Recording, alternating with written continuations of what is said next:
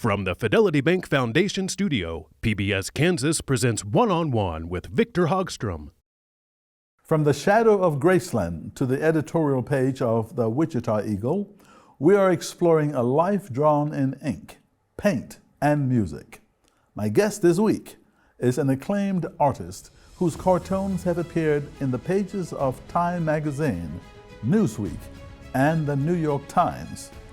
He is Richard Crowson. He was the Wichita Eagle's first full-time editorial cartoonist. And now, after decades spent capturing the political landscape, Crowson has rediscovered the joy of painting and continues his lifelong passion as a bluegrass musician. He is technically retired, but is still active as an editorial cartoonist, artist, and musician. Coming up, we'll discuss the early influence of Elvis, the challenges of political satire, and how he's traded his drawing pen for a paintbrush to regain his primal joy. A fascinating half hour is ahead as I go one-on-one with artist and musician Richard Crowson right now.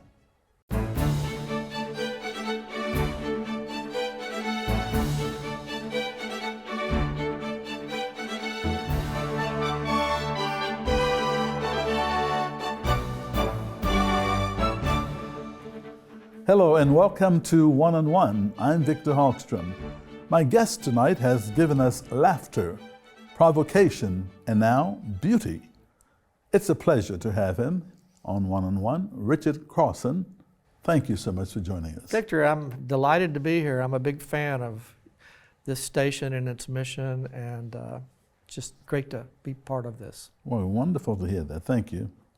How did growing up in the shadow of Graceland influence your early life? Well, my parents hated Elvis Presley, but really? But I don't know. I was probably subjected to the same cultural pressures and norms that Elvis was. Maybe in a way, there's that little connection. I never laid eyes on the man, but I was his paper boy, I'm so proud to say, for about 3 years. So how was it like being his paper boy? Well, it was just a matter of throwing the paper over the gates of Graceland once a week. It was a weekly newspaper, and okay. It was fun. It's great, you know. So Richard, how did you get your tip? Well, never did. It was actually a free newspaper, so he wasn't, I didn't collect at his door or anything. Okay. What was the core appeal of editorial cartooning for you in college? Wow. What drew you to that? Well, I would say drew, no pun intended, right? Yeah. I would say I grew up looking at the cartoons in the local newspaper in Memphis, the Memphis Commercial Appeal, and trying to figure out the political cartoons. I was too little to know what they were really about, but I just enjoyed them. As I got older, and especially got into the 60s, I was born in 52. So in 60s, I was very influenced by the movement of the 60s. And I began to see there's a relationship between the points of view that this cartoonist guy at the newspaper, his name was Cal Alley, is trying to get across, and what's going on in the world. And I was interested in what's going on in the world, and I like to draw. So I had those two maybe skills or interests at least that I could put together and begin to draw my own editorial cartoons. The first one I remember drawing was of my third grade teacher. I had a negative view of her, as many third graders might. But she was a delightful lady, but I did a funny caricature of her.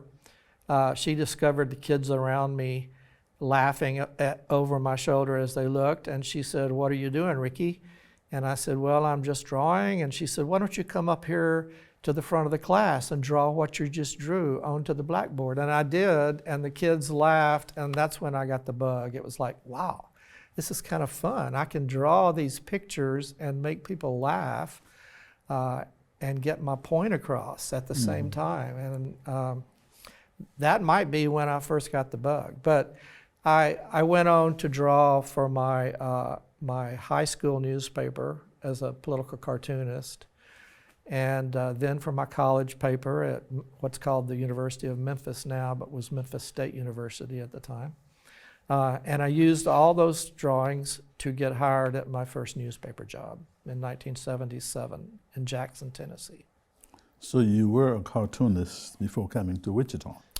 I was, yes, for about 8 or 9 years in Jackson, Tennessee. And then I applied and got the job in Wichita as a newsroom artist at the Wichita Eagle. And I knew at the time I took that job, they did not have an editorial cartoonist on staff. And my thought was to try to talk them into it, which it took me about 1.5 years to do. And I talked them into starting the position for me. So it's a small thing, but a little bit of a matter of pride to me that in both of my editorial cartooning jobs, I had to talk the newspapers into starting a position for me. Right.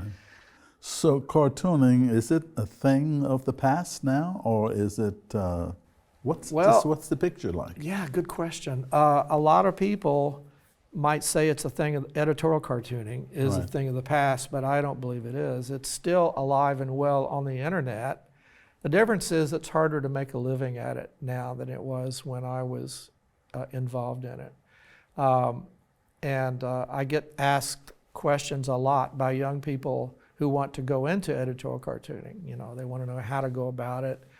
And sad to say, I can no longer recommend that they try to do it for newspapers because there's so few newspaper editorial cartoonists. I'm retired, but when I began in '77, there were about 350 employed full-time editorial cartoonists in the U.S. Today, there are less than 20. So not a burgeoning field. No, no, not at all. What drew you then to Wichita? You saw a job opening. Yeah, it was just that. It was just that. I didn't know anything about Wichita when I came here for the job. But I've just grown to love this community and wouldn't think of living anywhere else. You've also been featured, or your work, your cartoons, have been featured in Time, the New York Times also, as well as the Wichita Eagle and a few other places. Yep. How did you react to go national, so to speak? Oh gosh, you know, the first time I got a cartoon in Newsweek magazine, I just remember doing a happy dance around my house. And that was about 1978 or 79. But I would just routinely send my cartoons that were on national subjects out to national publications in hopes that somebody would reprint one. And then it became, it began to happen a little bit more frequently, and I got some of those people to bite and run my cartoons. So that's pretty much how that happened. So what was the most challenging part of maintaining the perspective on the political landscape? Well, you know, one of the challenging things about it was, for me personally, was to have an opinion about so many things. I mean, we all have slight opinions on some things and strong opinions on others. I had to have a strong opinion as a political cartoonist on any given subject on any given day, depending on what was in the news and what I thought was important to readers of the newspaper. So I found that to be a little bit of a challenge sometimes. It might be a subject I wasn't personally all that interested in, but I had to do my research and see if I could come up with an opinion that wasn't embarrassing to me. And, you know, some readers thought I did not succeed. I got all kinds of letters and responses from people who liked or disliked my cartoons, and that's what told me, yeah, I'm doing a pretty good job if I'm aggravating people. because that's part of it's part of the, job description. A political cartoonist aggravates folks. Well, you have brought a few of your work. Some of them, yep. Yeah, some of them. Let's begin with the first bump. The fist bump. Yeah, the fist bump. Oh, the fist bump, I said. Yeah. Well, I did that cartoon when Obama was first nominated to be the Democratic candidate for president, and as a man of color, he was the first. So to do that, I drew that cartoon with Lincoln, and he did. Fist bumps were sort of at that time were sort of controversial for some weird reason, and so I did Lincoln giving him a fist bump, and I got a little bit of negative reaction from a few people who thought that was maybe being irreverent to Abraham Lincoln, but they got over it, and it was fun to tweak them a little bit. And the cartooning is all about the reaction you get from the public. Well, it's a big part of it. It certainly is, yeah. So I have another one in my hand. Okay. Yeah, I've always been a strong supporter of Kansas public education, and not necessarily a strong supporter of the Kansas legislature, because let's face it, I'm kind of a progressive, and this is a fairly conservative area. So people would get angry about cartoons like this, but this is just one of those cartoons that I did about Kansas public education needing more funds, and the legislature refusing to do much about it. So they're the fire hydrant that is ignoring the situation. So the fire hydrant depicts the Kansas legislature itself, okay. And the dome kind of worked, I thought, as the top of a fire hydrant. So there you go. And I have another one. Talk about this one. Oh, wow, this was a fun one. This was right after the Summer of Mercy abortion protests in Wichita, which we all know about. And I was drawing the county commission as a bunch of protesters laying down in front of a truck, like abortion protesters would do at the time. And they were laying in this cartoon. They're laying here because they're holding the budget up until they get a pay raise. Oh. But the only interesting thing really about this cartoon is, I think, the reaction I got from County Commissioner Betsy Gwynn, who is this one here. She has a skirt on with horizontal stripes on it. And she wrote me a letter. She said, "That's the most absurd thing I've ever seen, Mr. Crowson." She said, "Anybody who knows anything about me personally and my anatomy knows I wouldn't be caught dead in a skirt with horizontal stripes." So I got a big kick out of that reaction. And from then on, I always drew Betsy with vertical stripes on her skirts. Here's a Well, I'm proud of this cartoon. It's one that I did after I had been laid off from the Eagle. In 2008, I was laid off. But then in 2010, I began drawing again for them just on Sundays. And this is one of those cartoons I did in 2022 of Supreme Court Justice Ketanji Brown Jackson, and comparing her to Rosa Parks as a pioneer in civil rights. Somebody sent this cartoon to Justice Jackson, and she sent me a personal note thanking me for it, which is kind of something I'm proud to call my own. What did the note say? It said something like, I love the cartoon, it's going on my wall, thank you so much for, drawing it. So why did you make the shift from the ink to the paintbrush? Well, it wasn't a very hard shift to make, because both of those things, drawing cartoons and painting, involve art, and I have a deep love of art. I've always have since I was a very little kid. And when I was no longer drawing political cartoons, and by the way, was sort of relieved to not be doing that anymore, because politics got hotter and hotter. And it's gotten to the point where it's almost impossible to satirize what goes on politically in the country now.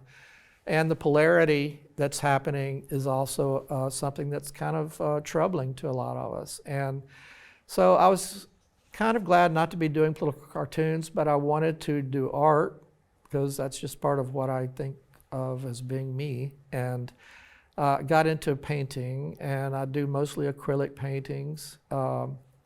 Like this one here. This is a fairly recent one. I'm very influenced by mid-century modern artists like Jim Flora. And that's just an example, I suppose, of one of those paintings that I enjoy doing now.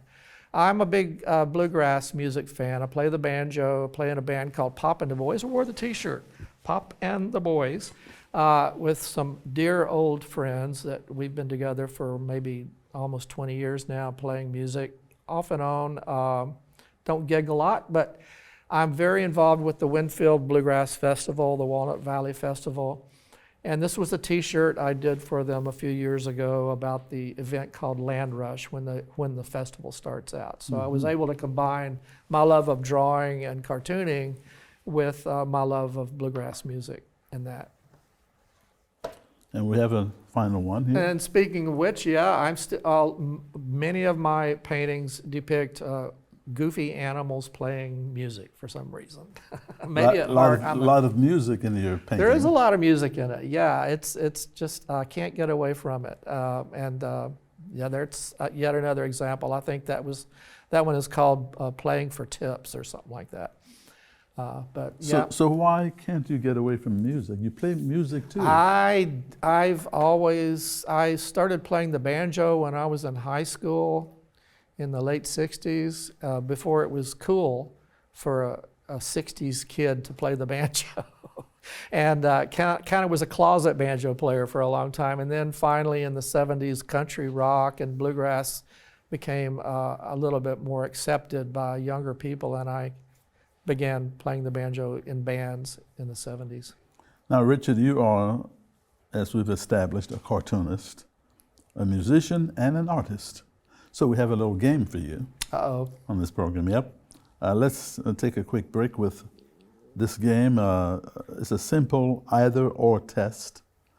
You're telling us your preference, and just tell us which option you honestly prefer and why. Okay. All right. The first one, the deadline for the Wichita Eagle or the stage fright of a live gig? Oh boy. I would prefer the stage fright of a live gig over the deadline, because the daily deadlines were really a lot of pressure.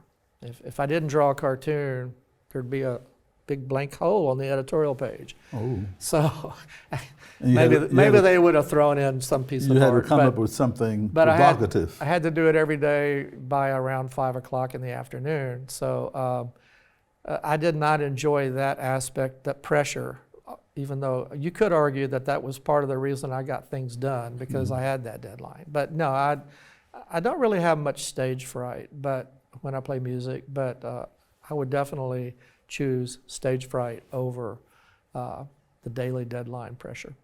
Ink or paint? Oh boy, these are really getting to the heart of things I care about. I drew in ink for so many years. I would say I'd choose ink if I had to over the two. But a lot of times in my paintings now, I actually combine ink and paint. But yeah. Elvis's rock and roll or bluegrass high lonesome sound? I'm going to go with bluegrass, although Elvis is a close second. And you know, Elvis's first hit record was a bluegrass song written by Bill Monroe called Blue Moon of Kentucky. Elvis rocked it up and did a version of it. So he kind of combined the two. But yeah, I'll take the bluegrass. Political satire or mid-century whimsy? At this point, I would say mid-century would be my choice of those two, because it's what I'm doing now. It's what I'm enjoying. I'm kind of stuck in the 50s and 60s with my art a little bit, and I don't mind that at all. It's being featured in the New York Times or performing at Watermark Books? Oh boy. I loved my wife and I, Karen and I, played at Watermark Books for 23 years, once a month. And I would say I would choose, those opportunities of playing at Watermark over being in the New York Times. A banjo solo or a cartoon with no words? Ooh, gosh.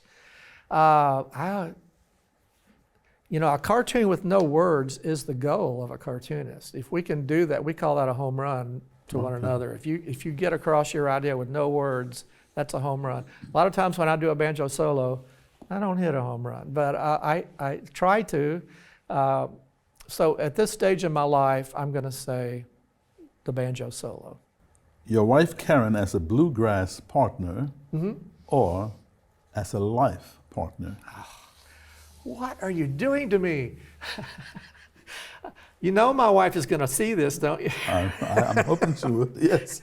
My wife as a life partner. I mean, she's the best. Comedy or tragedy as the subject of a cartoon? I guess I would have to say comedy. Although I did a lot of cartoons about tragedy and got a lot of positive reaction from those cartoons from the public, but comedy is more in the line of cartooning. So tell us, what kept your performances at Watermark Books going for 23 years? That's a long time. It is a long time.